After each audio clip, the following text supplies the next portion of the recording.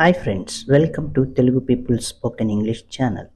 ఇప్పుడు మనం చెప్పుకునేటువంటి టాపిక్ ఏంటంటే వాట్ అనే దాన్ని ఉపయోగించి మనం ఏ విధంగా స్టేటస్ సెంటెన్సెస్ని ఫ్రేమ్ చేద్దామో తెలుసుకుందాం. ఇక్కడ వాట్ అనేది ఉంది. వాట్ యామ్ ఐ అంటే నేను ఏమై ఉన్నాను. వాట్ ఆర్ వి మేము ఏమై ఉన్నాము. వాట్ ఆర్ యూ నీవు ఏమై ఉన్నావు, లేకపోతే ప్లూరల్ అయితే మీరు ఏమై ఉన్నారు. వాట్ ఈజ్ హీ అతడు ఏమై ఉన్నాడు. వాట్ ఈజ్ షీ ఆమె ఏమై ఉంది. వాట్ ఈజ్ ఇట్ అది ఏమిటి.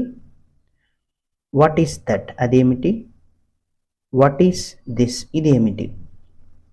వాట్ ఆర్ దే వారు ఏమై ఉన్నారు. ఆ తర్వాత దీన్ని కూడా ప్లూరల్లో వాట్ ఆర్ దీస్ రాస్తున్నాను. వాట్ ఆర్ దీస్ దేనే కాకుండా థర్డ్ పర్సన్ ప్లూరల్ అనేది దీస్ కూడా థర్డ్ పర్సన్ ప్లూరలే. These are those. What are these అంటే ఇవి ఏమై ఉన్నాయి. వాట్ ఆర్ దోస్ అవి ఏమై ఉన్నాయి అన్న విధంగా ఇప్పుడు చెప్పిన పదాలను తెలుగు నుంచి ఇంగ్లీష్లో వాట్ ఉపయోగిస్తూ ఏ విధంగా రాయాలో మనం ఇప్పుడు తెలుసుకున్నాం. ఇక్కడ చూడండి,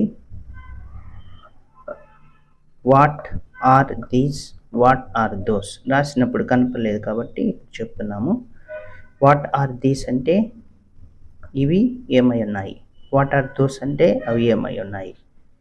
ఈ టేబుల్ దీన్ని ఒకసారి చూడండి, చూసి మళ్ళీ ఒకసారి వినండి. వాట్ ఉపయోగించి ఏ విధంగా మనం స్టేటస్ సెంటెన్సెస్ని రాయొచ్చో తెలుసుకుందాం.